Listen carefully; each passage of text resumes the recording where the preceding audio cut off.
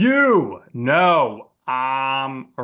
The podcast that uncovers the origin stories of some of the biggest names in sports, media, entertainment, entrepreneurship, and so much more. Nick Durst here along with Joe Calabrese. And Joe, very excited for our guest today, fellow New Yorker. He has done what you want to do and moved to Las Vegas, so lots to talk about with our guest today. Yeah, right. How many times have I tried to move away from New York? This place keeps pulling me back in.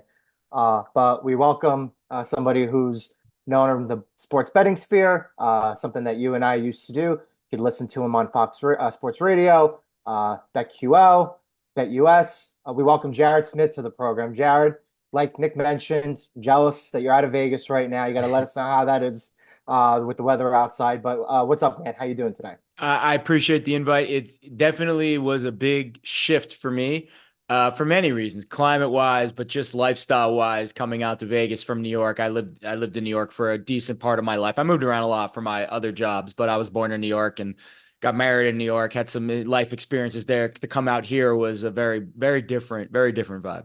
So what were your sports teams growing up in New York? Yankees. So my family grew up big Yankees fans. It was a family connection.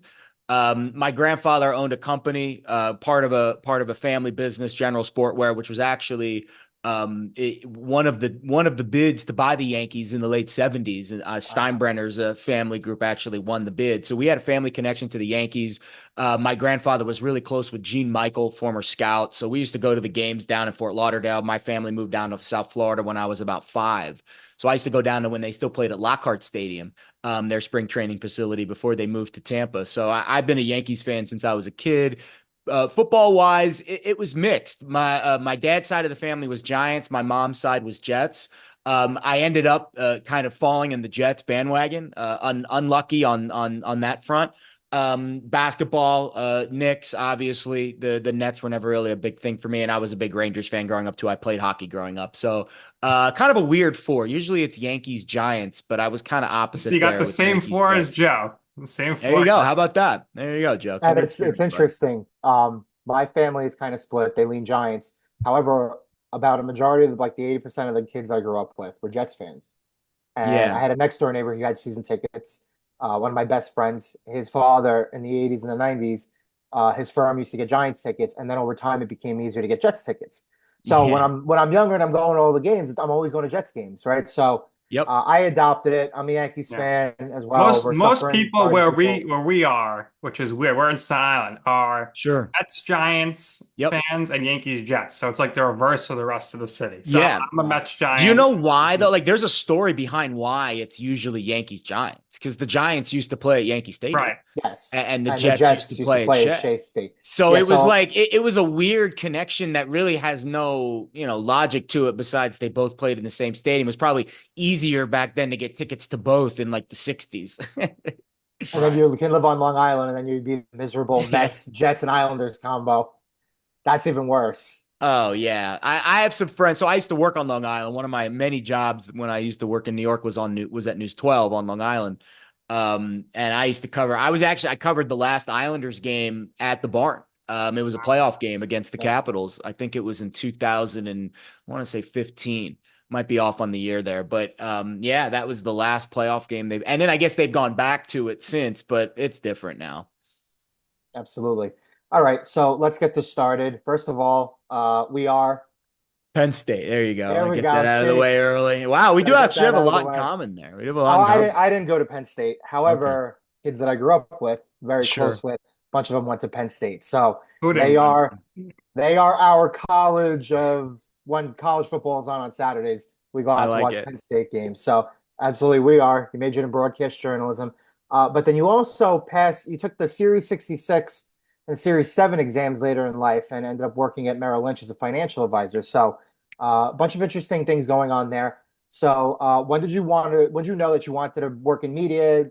Figure out that you were majoring in broadcast journalism, and then talk to us about the rigorous, preparation process to study for those tests, pass those tests because they're insanely hard, and then your job working at Merrill Lynch, two entirely different things right there.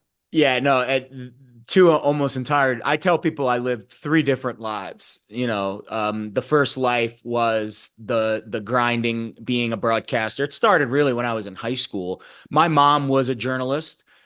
She went to Florida. She was a print journalist. And when I was in high school, so I moved around a lot when I was a kid. My parents got divorced, and I went to high school in Northern Virginia. I didn't know a soul when I stepped into Annandale High School my freshman year. Literally moved there the summer before my freshman year. And I asked my mom, I was like, what can I do to make friends? Obviously, play sports. I play football. That certainly helped, and baseball. But she said, join the newspaper because you'll get to know everything. Like you'll go to all these events and you'll cover all these events. And you'll get to know people, and it's a great way, and also follow in my footsteps, right?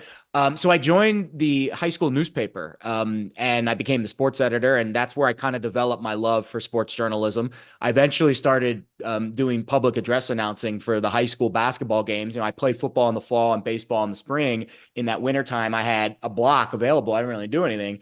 So I tried to get more involved in the sports community. I called the wrestling meets. I called started JV and eventually graduated to the varsity. And I knew I wanted to be involved in sports. I wasn't good enough to play. I was okay. Played quarterback in high school. I was, maybe like third team all district. Like I was like very average. And I knew I wasn't going to play sports in college. So I needed to, get involved in sports in a different way. And so all of my colleges that I looked for back then, it was a lot easier to get into school. It's a lot harder now. I looked for all journalism schools. I looked at Florida where my mom went, didn't love Gainesville, North Carolina and Chapel Hill. I didn't have the grades to get in there. Didn't have the grades to get into Northwestern. Wisconsin was an option. Arizona State seemed cool. But when I went to Penn State and I visited the campus, I fell in love. It was like love at first sight.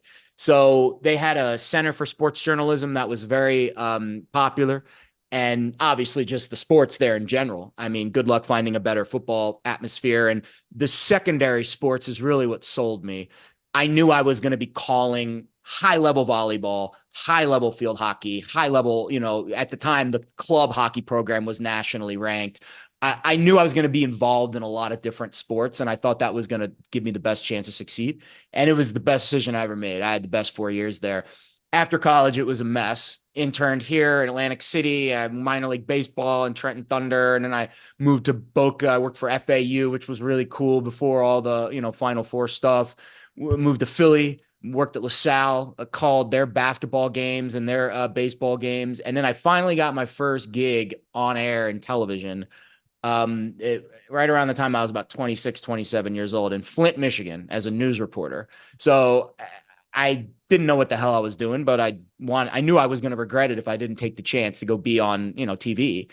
And I took that road, did a couple of years there, did a year in Northern Michigan as a sports director. And eventually I realized I needed to move back to New York because I hated Michigan, and I was from New York and I wanted to get back to the East Coast. A lot of my friends were there. So I ended up moving back.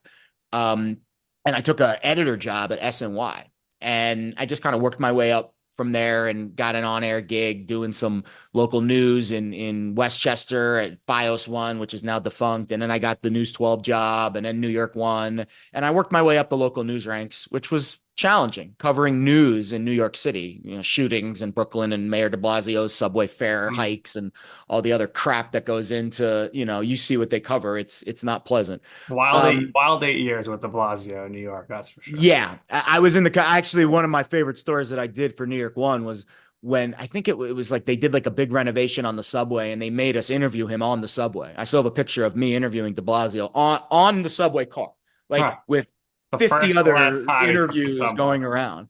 But that was the kind. Now I did get to go to New York and go to Cleveland and cover the Yankees in the ALDS when they won Game 5. I think it was 2017. So I got to cover some cool sports stories too. But I wasn't doing. I felt like at the time, if I can go back in time, I probably would have realized I was making a lot more progress than I thought. But that also coincided with the time that I met a woman, and I got engaged, and I started thinking to myself, what's the future here? I'm making, $50, $75 an hour covering news stories in New York. And I want to have kids and have a family and live in New York. It's just, and she worked in marketing. So it wasn't going to work. That's when I got an opportunity to go work for Merrill Lynch. It was actually, I was calling soccer games at Columbia at the time. And the guy who I was doing color commentary with was a former soccer player at Columbia, went on to be some financial advisor at Merrill Lynch. He's like, hey, listen, I told him about my struggles. I was like, hey, listen, we're looking for people who can sell. We'll teach you the finance stuff, but can you walk into a room full of millionaires and sell? That ain't easy. That takes a level of confidence that not a lot of people have. So I interviewed with their managing director. It was out in, forget what mall it was by, one of those nice malls in northern New Jersey. And just he liked me, gave me the job. And then, yeah, for about 4 months after that, Joe, I studied my ass off. I mean, every day. They let me study during work, which helped. I wouldn't have been able to do it if they didn't give me like time during the 9 to 5 to study. But that was a big challenge, big shift. But Merrill Lynch was awesome. I learned a ton. It really set me up. I didn't realize it at the time, but it was setting me up to be a gambler. Buying low, selling high, Financial understanding advising. the financial markets. I mean, what is the stock market? The world's giant casino. Now, Yeah. Jared, But I didn't realize do it you at the advise time. yourself start currently on your finances, or do you have? I do. I don't have as much funds as I wish I did, but I do advise myself. It's honestly, it's not that hard to manage money. You buy 5 or 6 really good mutual funds, and then you don't touch it for a year, and then in a year you reassess and you reallocate accordingly I'm a big based on whatever CD market and conditions. bonds guy. That's what You're a very conservative young man. Yes. I would advise someone in your age group to maybe get a little risky, maybe buy like 10% of your Bitcoin, but that's neither here nor there. I got But stocks. Bitcoin, I'm out. I'm out on that. I'll be honest. He's out on I think that's cryptocurrency. it's managing money is not hard. Managing risk is the harder part, and managing emotions. Yeah. Frankly, that's what gambling really is. That's what the financial markets really are at their core. You were managing people. Every client had a different risk tolerance, risk appetite. You had to profile them. You had to make them feel comfortable, and a lot of it was automated too. Now, after Merrill Lynch, I got another job in finance at AllianceBernstein, which is a much more, I'll call it white collar firm, a little more, white glove. And I think that taught me more about client relationships, but I didn't realize it at the time that I was being pre-opt for my betting job. Like that was, I didn't think it was, now I fell in love with journalism and broadcasting, and I didn't realize how much I loved it until I left it and I wanted to go back to it. And then it just so happened that I got an opportunity to go back to it. And I took it. And that was about 5 years ago when I make the transition back into sports betting. And it's been like a rocket ship ever since.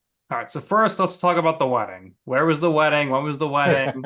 And how happy was your wife that you were in Merrill Lynch at the time? How did that work out? The wedding was gorgeous. It was at Liberty State Park. It was December of 2018. Okay. And then the marriage was over in a year. Mostly for, I'll call it, reasons outside of either of our control. Neither of us were very good communicators, and I don't think either of us really communicated what we really needed to each other at the time. I didn't really know what I needed at the time. When I wanted to get back into TV, so I left broadcasting while I was with my ex. At the time, we were just dating, maybe slightly. We just gotten engaged, maybe. Then the entire time that I was making that transition into finance was also preparing for the wedding, getting married.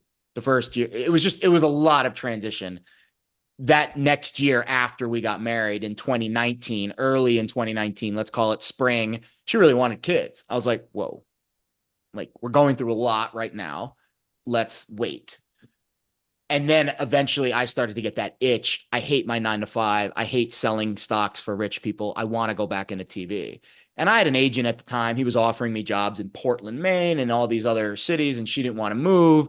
And so things just kind of deteriorated to the point where she said, if you're going to go back down this path of broadcasting and TV and put kids on hold and put life on hold, like I'm not staying. And that's kind of how it ended. It ended very quickly. It was, again, we didn't have really any assets or anything to divvy up.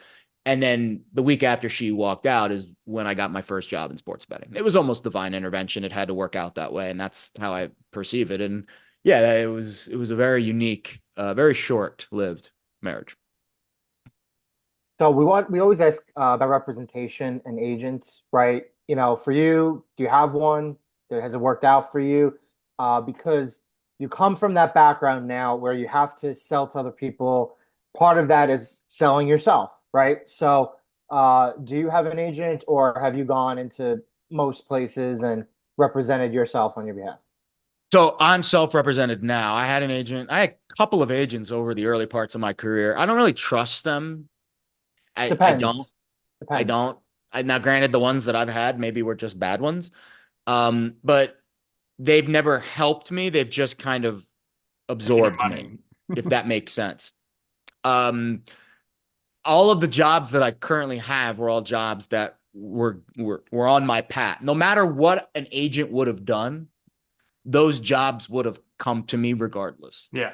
And that's how I feel right now about an agent. Do I lose nights of sleep thinking about what else could be out there that maybe I'm not attuned to? Sure. But I think the best advice for people with agents or people who are thinking about getting an agent, it's not necessarily about what they can do for you. It's about how they manage you. I wish I had an agent today not to find new jobs. I wish I had an agent today to buffer me from difficult conversations with my bosses. Like, those are, I think, the biggest value adds an agent can give you, where your boss wants you to do something, instead of you being the one to say no, they say no. Mm-hmm. And it just buffers you from awkward conversations. You're almost ignorant to it. And that's actually a better place to operate and do your best job. I wish I didn't have to deal with some of the crap behind the scenes. Now, not to say I have all this crap going on behind the scenes. Actually, the jobs I have now are very self-sustaining, very much, very easygoing. But prior jobs were not so much. So it's a journey. I think it's different for everyone, but don't just have an agent because you think you need one until you actually feel like you're having difficult conversations with places. That's when you really need one. Absolutely. Good advice there for anybody Very listening. good advice. Yes. So you mentioned it before, when you, after college, you're grinding it out, you're in Atlantic City. I mean, things basically come full circle here. Work started off Atlantic City interning, now you're in Vegas, but Atlantic City, Trenton Thunder, Florida Atlantic, LaSalle University, Michigan, Long Island, moving all around. You've been all over the place. So what is your least favorite place that you've lived? Sounds like Michigan, because those winters are probably brutal. And what's your favorite place you've lived? And New York cannot be the answer because everybody usually picks home. Yeah, no. New York is not. So I would say the least favorite job I had was absolutely the Flint news reporter job. It was also the most important job that I've had. It was the first time I was ever on live TV and being paid to be someone who delivered live television. But it was also miserable. I mean, you can imagine in 2013 what Flint was like, what it's like today. Couldn't even drink water. Could not. You couldn't do anything. It was really a difficult, especially from someone who was from the East Coast who had no family in Michigan. I literally knew nobody. Yeah. But it was the most important job I've ever had. But it was also the worst. And I got out of there quick. Like a year plus, I was gone. Michigan was tough. I was far away from home and I felt alone in Michigan, more alone than I feel in Vegas. I don't feel alone in Vegas at all. Vegas is my people. I would say that's been the most important or most like happiest place that I've been. New York, I had a lot of pain in New York, a lot of pain, personal, not just career, but personal pain. I left New York. That when I moved to Vegas, that was the first time in my life that I moved to a place because I wanted to move there, not because I needed to move there for a job or for a lifestyle or for something. So in the middle of the pandemic was really hard because I got divorced in September of 2019 and then the pandemic was 6 months later. And then my dad passed away of cancer like 2 weeks after that. Like March of 2020 was like rock bottom for me, literally. And then in about a year later, actually, no, about 6 months later, I moved to Jersey City, which was like kind of like a step out of hell. And then in September of 22, it's been 2 years, basically, I've been out here in Vegas. So these last 2 years have just been completely transformative to me. I mean, I had a lot of pain leaving New York. It was rough. Where'd you live in Jersey City? Right on the water, Newport. It was actually that I really missed that apartment. I had overlooking the skyline. I had to get out. Like, in March, obviously we were locked down. And then it slowly started to open back up. But by the time we got to like June, I felt like I was in prison in my mind. My dad just died. We're in the middle of a pandemic. Like, it was tough. It was really tough. So I had to get out. Like, I felt like I was like escaping New York, like the Kurt Russell movie. Yeah. But I couldn't go too far just because of work and everything. And so I thought that would be a good kind of high ground, like a high apartment overlooking everything. I felt like I started to climb myself out of a really tough time in my life. That was a really interesting, move to go to Jersey City. I could have moved anywhere. I could have moved back home to Florida. I really could have gone anywhere, but I chose to stay. In fact, move really close to where I got married, like literally down the street, which was weird, but it just felt like the right place for me at that time. And then when I moved to Vegas, that also felt like the right place for me at that time. So Jared, for my buddy Joe here, I mean, he must feel like he's looking in the mirror or listening to himself because you both grew up, the divorced parents, you like the same sports teams, you played the same sports, you're both from New York, you both moved to Jersey City, you both spent some time in Michigan, you both wanted to go to you both love people, family in Florida. So Joe, I mean, this is getting a little spooky here. Halloween is here, and it's like I think 5-10 years in the future, you're going to be like you're going to be in Jared's spot. I mean, it's just meant to be that we're talking to Jared today, and he's basically the same life story as you. I mean, obviously everybody's a little different, but a lot of similarities here, Joe. How are you feeling? His beard's a little thicker though. Yeah, I've worked many years on the beard. It's been 2 years of curating this beard. Yeah, I was gonna say when mine grows a little bit more, it looks a little more unkempt. So I like. I'm the kind of the wacko who gets his haircut like once every 10 days. That's ridiculous. Okay. I know, but it works for me. But yeah, whatever works for you, but I don't judge. Yeah, when you said the whole I wanted to move to Florida thing, and I have family in Vegas, right? So it's like the family that lives in Vegas, I'm very close with. And when Nick and I went there a couple of years ago, like he'll tell you this. A year or so prior, I went to a bachelor party in Scottsdale, Arizona. The year the Bengals and Rams played in the Super Bowl, it was like 20 of us there. The year after we went to Vegas, like that dry desert heat, man, that's for me. Like that 90, 95 degree where you can kind of just walk outside and the air is clear, man. Like I would really love to be there someday, man. Well, my body responded to it. I mean, so it's funny that you said the bachelor party. I went in April before I moved out here in like August of 22. In April of 22, I went to a bachelor party in Scottsdale also with one of my close friends. And I remember getting off the plane. I swear to God, Nick, that's crazy that you say that story. I remember getting off the plane and thinking to myself, damn, this weather's like really nice. And that was the first time in my life, because I always thought,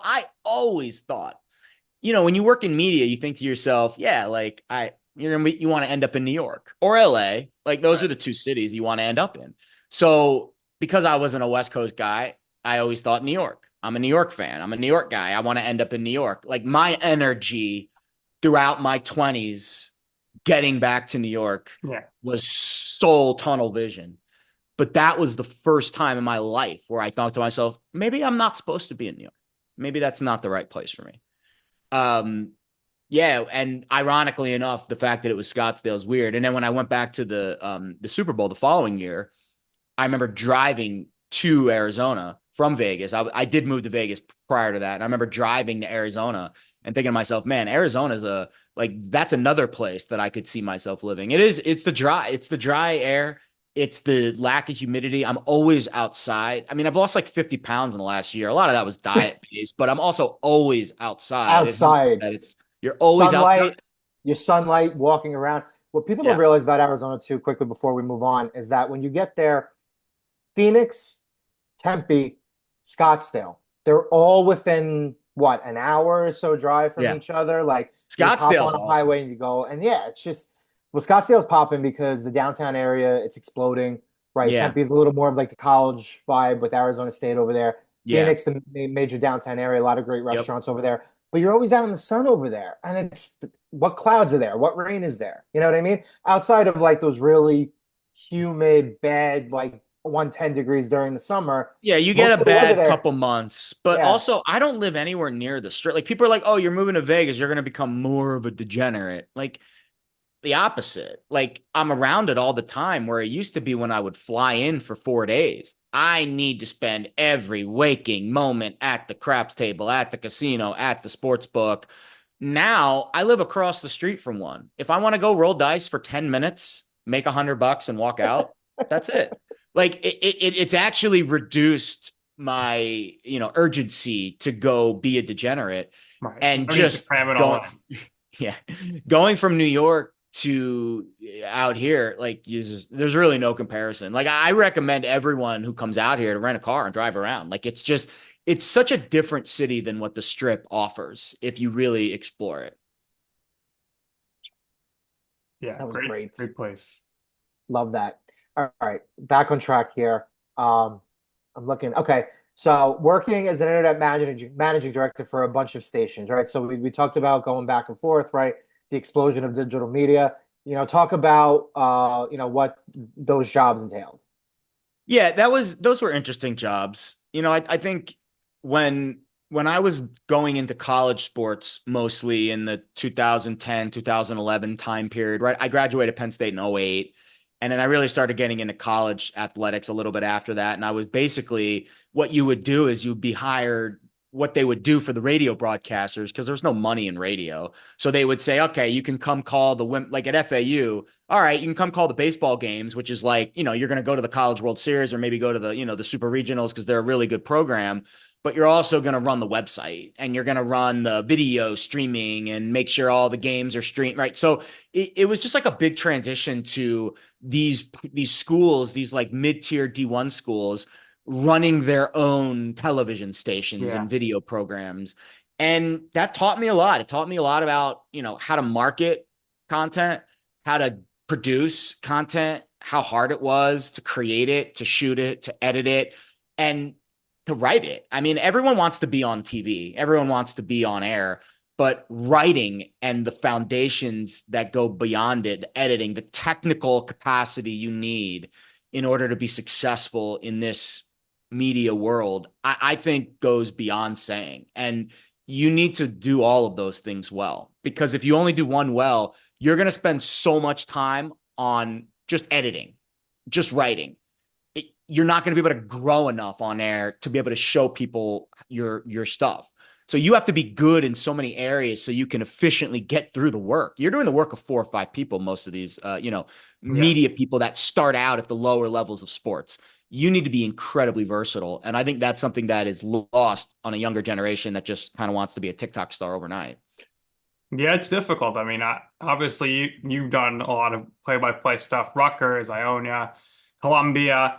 I do some play-by-play for some Northeast Conference schools, East Coast Conference schools, and I'm not just showing up and calling the game. I have to engineer the game. I got to operate the cameras, do the scoreboard. It's a lot of work that goes into, this 2-hour game or whatever. But do you miss anything about actually calling games themselves? And what sports were you able to call over the years? Yeah, I miss play-by-play a lot.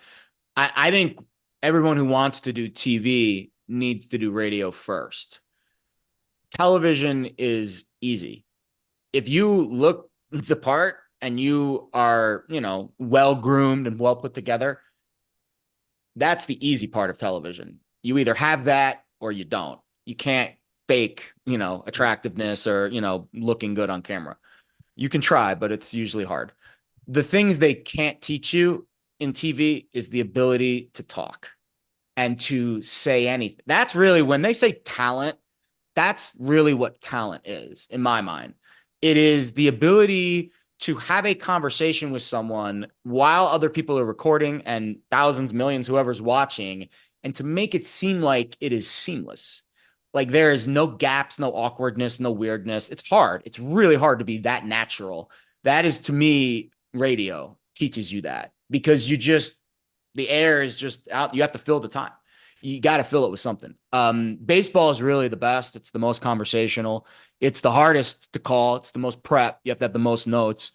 Hockey was really challenging. I thought hockey was the most challenging. I'm not a hockey guy. I played hockey growing up, roller hockey in Florida, and then I graduated more to football, baseball. And then when I went back to when I went to college, I started calling the Penn State Icers. This was before the Pagulas came in and, gave them all that money, and they were, a club team still. But I remember how difficult prepping for hockey was. Football is actually the hardest to prep for, but the easiest to call, because it's like 10 seconds and then you get another 40-second break to kind of reset. So I think I thought basketball and volleyball were the best rhythm sports. I think if you want to be a play-by-play guy, I think you should go to your local basketball gym, high school and call a basketball game. I think that helps you get into a rhythm and get into a groove. Baseball is the hardest. I think baseball, you have to know the sport so well to fill that time. I think that's the one that, only the pros should really do. Yeah, you know what? It's funny because like I do all the sports. Baseball's my favorite sport to watch and play. Yeah. Basketball is my least favorite to watch. But my favorite to call is basketball because it's Yeah. just so natural. You can Yep. remember the names by the end of the first quarter because same people. Baseball, especially when you're solo and you're pulling these teams that are awful, really is really bad because it just drags on. It's just Yep. really rough. So yeah, basketball is definitely my favorite to call, which it's just ironic because it's my least favorite sport to watch, but it's certainly a grind, that's for sure. Especially when you're calling these games by yourself and the games are not necessarily very close, or it's hard to spot the numbers, or they don't really have a great SID giving you Yep. the proper information and the pronunciation. So a lot goes into those broadcasts, more than people realize. Yeah, baseball's tough. I remember baseball. The only reason why I really got into it is because I got that gig doing minor leagues. And minor league baseball life is really hard. I was Yeah. paid $800 a month. I made sales calls from 9 to 5, 9 to 3, and then we would do the game. Right. We go home at 10 o'clock at night, 11 o'clock at night. We'd be on the tarp crew. If it rained and the team was gone, they'd call you in to pull the tarp. Like Yeah. that is literally the boot camp Yeah. of broadcasting. Yeah, and I think it's crazy to say, but it's definitely easier to call Major League Baseball than it is uh, any level in the minor leagues because you know the players naturally. Minor League Baseball, it's really, really rough. Those bus rides that you have to do, oh yeah, rough. those are fun. Well, let's talk about how all that experience benefited you in the long run. You worked as a host and analyst. Now you're in the sports betting space. You worked for Spotlight Sports, Stadium, Fox Sports Radio, BetQL, like I mentioned. Talk about the various gigs that you've been able to kind of put on your resume here. Now that since you kind of entered the sports betting sphere, and who approached you, how to host this show and et cetera. Yeah, it started again in September of 2019. I got a text message from Greg Sussman, who is the VP of production content over at SportsGrid.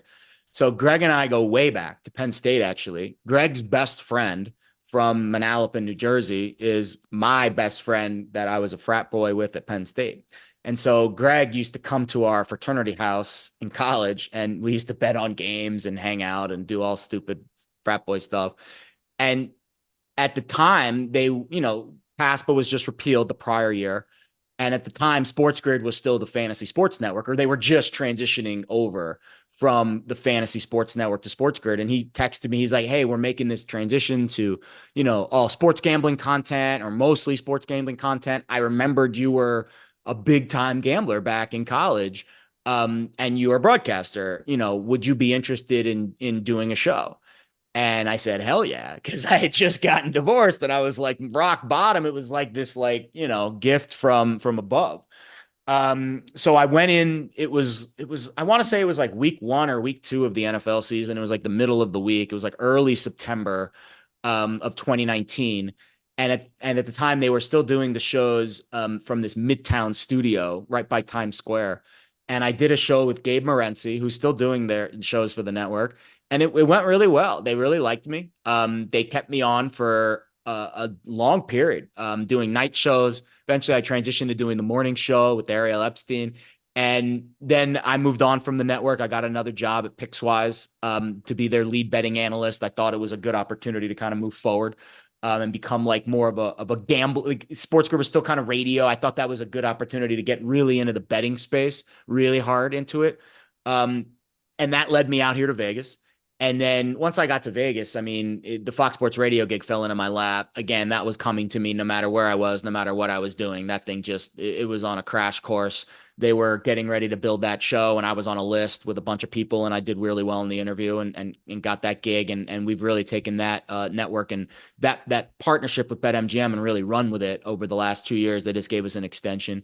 I had a little, flirtation with VsIN. They gave me some freelance work for a little while. They've now moved on to different ownership and different situations. So I'm not with them anymore. But the situation with BetQL happened very organically.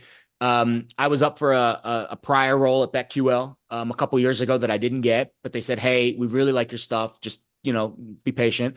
And then I filled in for them last year with Brandon Marshall doing that Sunday show over at Mandalay. And the boss really loved the chemistry with Brandon and I. Me being a former football player, I kind of talked ball with him really well. I know how to talk football and not just gambling, because it's not just a gambling show. It's a football show that airs Sundays during the after. It's basically red zone for gamblers. And that show's been really impactful. And just being able to interact with the professional gamblers here in town and do the BetUS stuff with two professionals and really still be in that world is really helpful to me. But I consider myself a broadcaster who bets. I'm not a professional gambler. It's hard sometimes. Social media doesn't really see the difference, but there's definitely a lot of blurred lines right now with gambling and media, I think, that are very intriguing. So you make the move to Vegas. At that point, did you have anything lined up, or you go like, I'm gonna move here, I'm gonna lay a foundation, and then everything will come to me? How did that Well, process? Pixwise was remote. So I told my boss at the time, I'm leaving New York. I do not like living in New York anymore. I want to move to Vegas. It's going to, increase moving to Vegas while you're a lead betting analyst for a company, in my eyes, only increased my credibility as a betting analyst. So I thought it was a mutually beneficial move. And it was, because I was able to interact with a lot more professionals here in Vegas. But that gig, like, I already had a job remotely when I made the move. So there was no like starting over career wise. Since I moved here, I've gained things naturally. But when I moved here, I was strictly moving here for personal reasons because I wanted to be in Vegas. I wanted the climate change.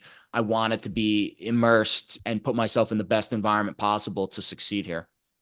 Well, listen, I think this is good advice for you, Joe. Maybe soon you can. You'll be moving out to.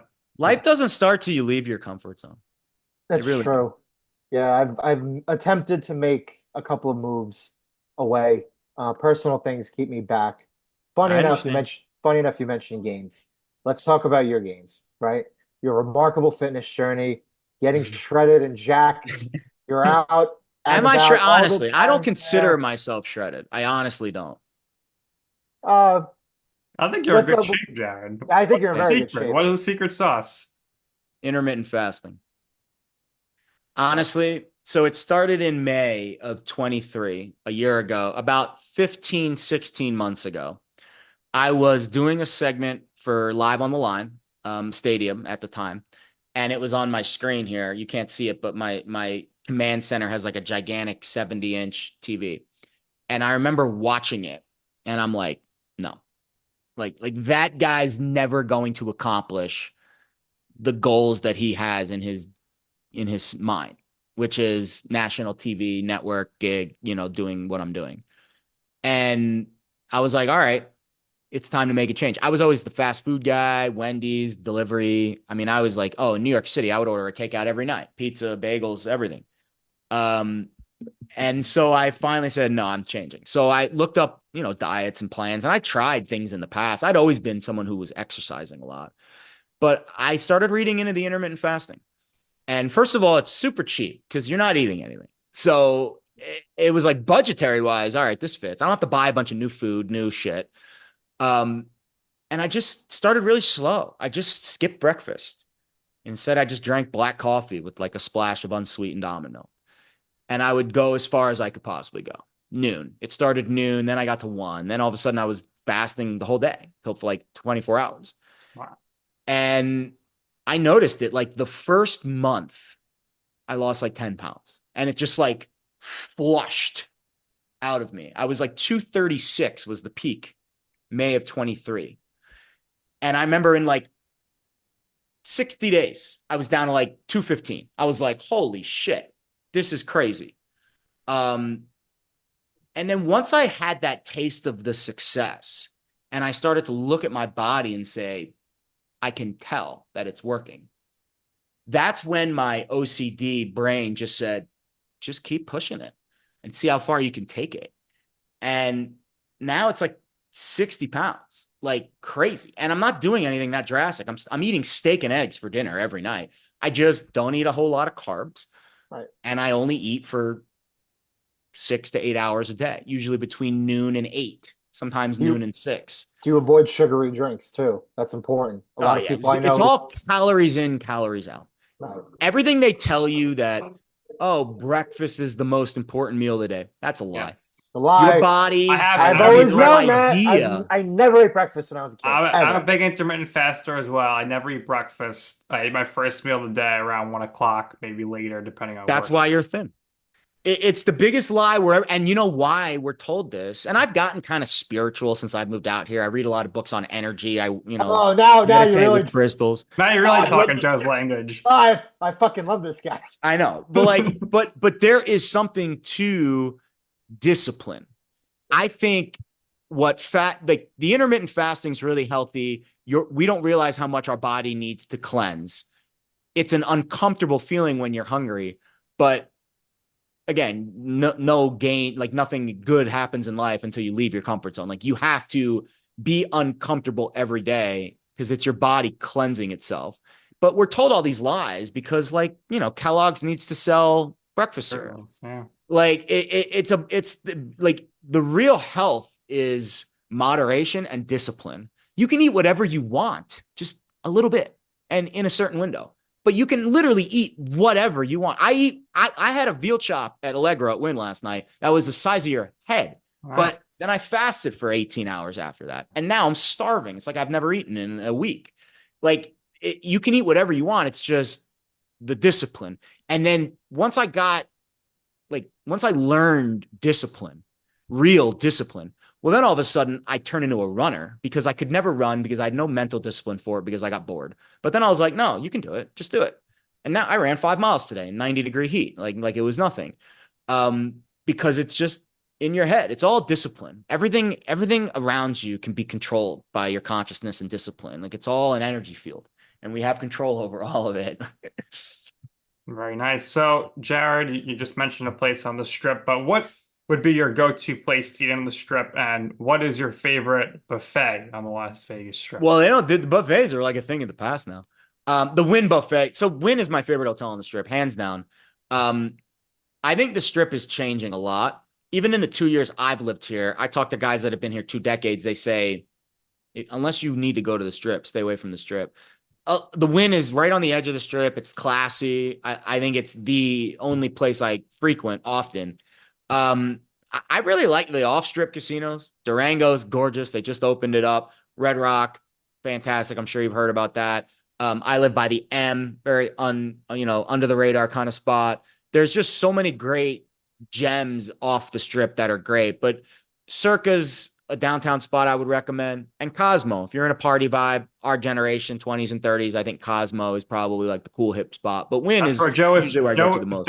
That's where Joe was hanging out last time we were there. There you go, bud. We spent a lot of time in the Wynn because the buffet is amazing.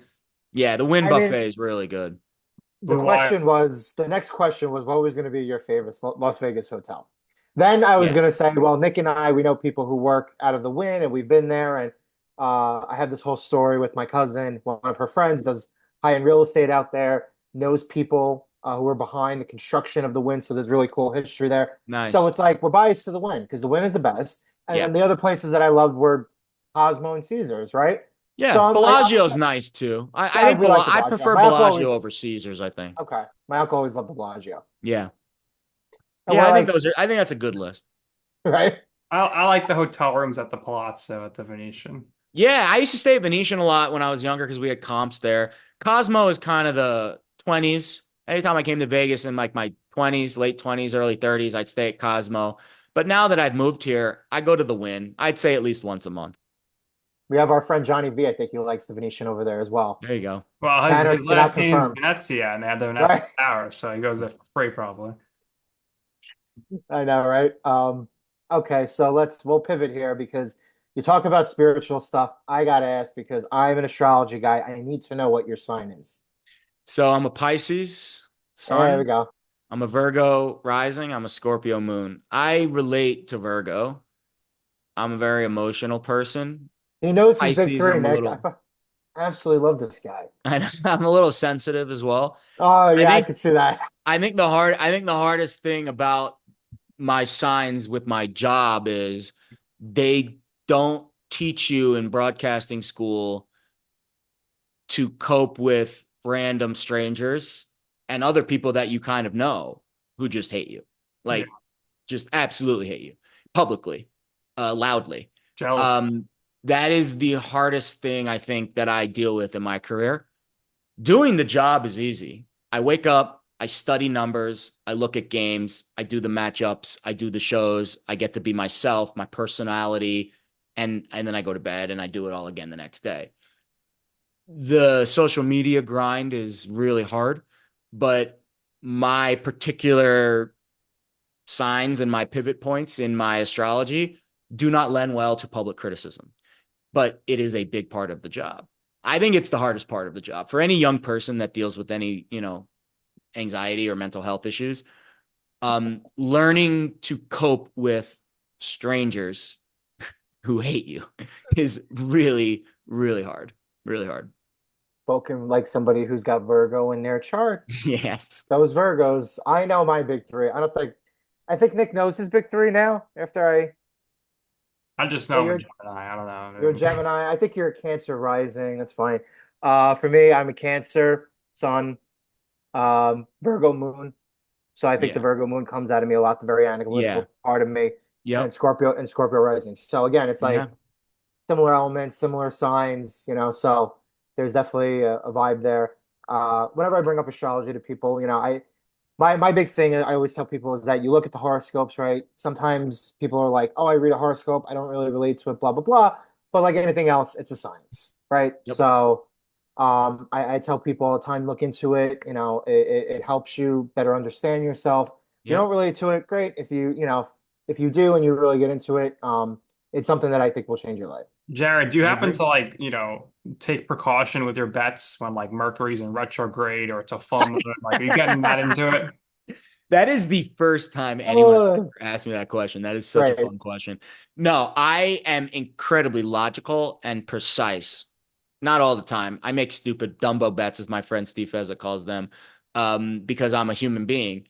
But I'm not a superstitious individual.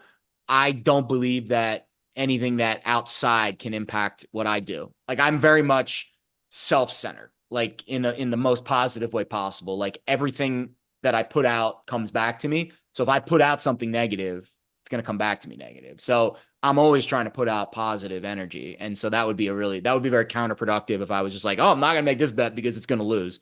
Every bet I make, I expect to win. Yep. One last Pisces point. I don't know if this is a coincidence or not. I grew up with a couple of guys, Pisces people, red hair. One of my friends who I used to work with, his son, born March 8th, red hair, right? Do you see that? Like with other I didn't know people? I was a ginger till I started growing a beard, Joe. I was a blonde growing up. I'll show you pictures of me growing up. Actually, there's a picture of me right here playing hockey. I don't know if you can see it on the screen, but I'm blonde. Nice. Yeah, absolutely. I'm a blonde. That's interesting. Like the ginger has come later in life. It has come mostly here on the beard. Right. Yeah, I can't explain it. Maybe it's the sun. Maybe it's just natural I over think so. time. Well, I also think being out there where I think the air is clearer too. When you're out in the sun, it does different things, to the I guess the shade pigment in your hair. I don't know how to explain it. I don't know if there's any science behind that, but again, I noticed the red with the Pisces thing. There's a correlation. Could be. I'm not sure about that. I haven't done enough research on that one. All right, so it doesn't have to be during Mercury retrograde, but let's talk about some of your favorite bets that you've ever placed. I would say, you mean like the biggest wins or like my most biggest wins, most memorable, right? Most memorable is the easiest one. It's the biggest bet I ever made. It was on the Mayweather-McGregor fight. I remember I had to literally maxed out my credit card and my mom's credit card, depositing offshore to get down on that fight. That I want to say I bet like $5 or $6 grand. It was like minus 500 to win like $1 grand. That was definitely the biggest risk I've ever made on one bet. It was a lock. But the biggest win in terms of like most exciting was absolutely 3 years ago, actually right around this time, 3 years ago, September, the Shriners Open, a golf tournament here in Las Vegas, ironically enough. I was not living in Vegas at the time, but I was doing a show for Sports Grid at the time with a Scottish golf analyst. Her name was Diane Knox, or Diane Knox Ballas. Now she got married, but it was Russell Knox's sister was a golf analyst for this network we used to do segments with. And she came on the show and she said, Martin Laird, 250 to 1. This guy's winning the Shriners. And he was another Scot. So I was like, I trusted her advice. She knows her countrymen well. And this dude won the frickin' tournament, 250 to 1. I only put like $25 on it and won like, $6,000, but hands down. And it won it in a playoff too, which was just, have a 225 to 1 going in a golf playoff. I mean, I was literally on my hands and knees with every shot. It was an unbelievable sweat. That was absolutely like the peak win for me, but I did have a really good one this past draft. Got some really good information about the Raiders and their strategy, and it could have been a little bit off the beaten path. And we bet the Raiders to draft a tight end at 60 to 1, and I put a whole $100 on that. So you do the math. That was another really nice win. And another one of the more recent ones that I've had. We also had Kyle Juszczyk to have the first reception in the Super Bowl at 24 to 1. That was also a really nice win. It was a good year for us in football. Football and the draft and the Super Bowl was a really good year for us because of some of those nice windfalls at the end. Very nice. What do you remember as far as like when you made your first bet? Was it high school, college, and what did you bet on? Before then, I actually know. I think it was my freshman year of high school. I want to say I was 14. I remember I was in my mom's basement stealing her. I was terrible. I steal a credit card all the time, buy clothes, buy shit. And I deposited offshore at I think it was either Bodog or sportsbook.ag. And I used to bet baseball because I played baseball in high school and I didn't know enough about the football back then to really bet it. But baseball, I knew. I followed it every day. And so I bet a lot of baseball back then. I bet Nerfies back then too. I remember betting Nerfies when I was like 18 years old. It's just ironic because it's kind of like what I'm known for today. And I didn't even really know what I was doing back then. But yeah, it was early years of high school. And then I remember the year the Giants won the Super Bowl in 2007. I was a junior in college and I really was, I had a little bit more of a bankroll then. I remember I rode them in the playoffs every year or every week that year. They were a big dog against Dallas in that divisional round, and then the NFC Championship game, the game that Tom Coughlin's nose froze off. They were a dog then, and then they were even a bigger dog in the Super Bowl. And I remember I just keep rolling it over, betting them a dog, rolling it over. And that was the first year where I thought to myself, I was 21. I was like, maybe I could do this. Maybe I can actually do this. And then, I putzed around a little bit in my 20s, focused more on work. And then in my early 30s, when I moved to New York, that's when I really started to get back into gambling. That's when the content space around 2013, 14, 15, that's when places like the Sports Gambling Podcast, Bet the Board, started to pop up. And I started to consume that content. And that's when I really kind of dived back into it as a hobby. But yeah, early high school. I mean, I've been doing this now, 20 years. Yeah. So obviously nobody wins 100% of the bets they make. No. So I'm curious, do your friends get pissed at you if you're betting advice? Because they're texting you, WTF, Jared, like this is ridiculous. You told me it was a lock. How does that go with your buddies? Well, the buddies understand. Okay. Because they see me get it from other people. They see the shit I get from normal, like random people. Yeah. I don't get any hate from my circle. They all understand. The hate that is spewed at me from outside of my circle it's intense. It's intense, yeah. Nick. Almost to the point where I've had to like quit social media a couple times. Not like in like a crying way, but in a, I know I'm about to reach my breaking point. I need to shut it down and take a day off or a week off. Because you'll tweet out something that's dumb or maybe not 100% accurate. And because of the status that I'm at now, it wasn't as big of a problem earlier in my career. Now I have to be incredibly careful about what I put out. if I'm even the slightest bit wrong about anything, I will get absolutely destroyed by the sharps. I call them as my air quotes. It's all the people that are professional gamblers, or at least attempt to be, that aren't on TV doing it. And it's just the projection of the jealousy that gets thrown at me anytime I'm wrong. Now, women get it way worse than me. Don't get me wrong. The prominent women in our space, even if they're right, they're getting shit. I have to say something that's wrong for me to say something, for me to get shit. But yeah, I think that's the biggest, like, it's just social media. Twitter is just a really toxic place. It really is. That's really where I get it the worst. Fair enough.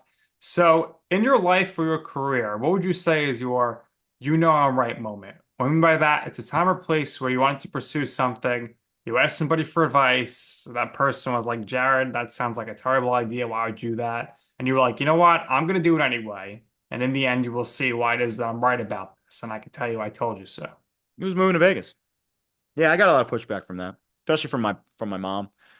You know, it's been, my parents split up when I was 13, and it was really just me, my mom, and my sister for most of my life. My dad was kind of a backseat. He wasn't really around a whole lot. And then when he passed in 2020, obviously then he wasn't around at all anymore. But when I moved to Vegas, my mom was like, "You sure? Like, you don't have any family out there?" And it's not that she didn't believe in me. It's just, it was a big move. I sold all my furniture. I packed up the car with my dog and I drove across the country. Like, that's a big move, especially at age 36. But I knew it was the place for me to be. Like, I knew it's where I needed to be. My soul was, I know that sounds spaghetti, but my soul was calling me out here. And everything that's happened to me since I moved out here is just confirmation of that. Right. Yeah, that was really the moment. I remember when, and again, it happened in Scottsdale, Arizona, of all places. I remember thinking to myself, I shouldn't really be in New York anymore. But it wasn't, it was actually another friend. I told a friend, I was like, hey, I'm thinking about moving to Scottsdale. And my friend was like, dude, you're the gambling guy. Move to Vegas. You're going to go to the desert. Move to Vegas. That was like July, like 2 months before I moved. And it almost like hit me like a ton of bricks. I was like, holy shit, that's really, I should move to Vegas. That's really smart. That's exactly where I should be. And from that point on, it was just like, all right, that's it. I'm moving to Vegas. And there was nothing anyone could have said that could have stopped me. And since then, you've just been attracting that positive energy. Yes. And all these doors are open for you. Yes. So, right. And that's usually how it works. It's destiny. Nick, I'm sorry. At some point, I'm going to be moving to, whether it's Vegas, whether it's California, I'm going to be leaving you. Go ahead and open more doors for the podcast, having us at each coast. Yeah, but that means no more softball, no more pickleball soon. You know, like, sacrifices that we make to grow the brand. You'll find a new pickleball partner out here. That's fine. Well, we'll hang out once I get out there. We'll do some fun things. But Jared, this was really fun. Really appreciate you coming on. You know, we wish you the best of luck with everything. Please, let's stay in touch. I feel like I met a kindred spirit today with everything that absolutely I'm about. But like I said, we wish you the best moving forward. We know we have a couple places where you can find you on social media, even though Twitter is the worst. Now it's called X, but no, it's where you need to find me, because even though it's a cesspool, it's where everybody swims, and it's my cesspool, and I just have to build up an immunity to it. Honestly, I have. It's a lot easier to navigate now than it was a couple years ago. But Twitter at Jared Lee Smith, Instagram at Jared Lee Smith. I think those are the two best places where my content is most consumable. And TikTok at Jared Lee Smith. I would say those three. I do post on TikTok sometimes too. And where can we watch you or listen to you? Yeah, Fox Sports Radio, Saturdays, 9 to noon Eastern. Obviously, college football is front and center now. We'll transition to NFL once we get into January and February. And then in the March, college basketball, and then summer NBA. And then we just kind of do the cycle all over it again. But that's a really fun time slot. Saturdays, of course, kind of sets us up for the weekend. So I recommend everyone to try to take a listen there. During the NFL season, I do a Sunday afternoon show. It's a second screen show, meaning you have Red Zone on, you have the game on, and then you have BetQL on your other screen or your other device. And I do it with Brandon Marshall, a former Broncos linebacker, won a Super Bowl with Peyton Manning. Incredibly insightful stuff. I get to talk gambling. He talks football. We kind of weave it together. And then I do a podcast every Wednesday with two professional gamblers to NFL pros for BetUS, which is a offshore book, but they have a YouTube channel, which has actually grown into a really great source of content, not just for the NFL, but for all sports. And it's great to be able to kind of really dig into the gambling stuff with them. And that's every Wednesday afternoon at 3 o'clock Eastern. Very nice, Jared. Thank you so much for your time. That's going to do it here for this episode of You Know I'm Right. For our special guest, Jared Smith, my co-host, Joe Calabrese, I'm Nick Durst, and this has been You Know I'm Right.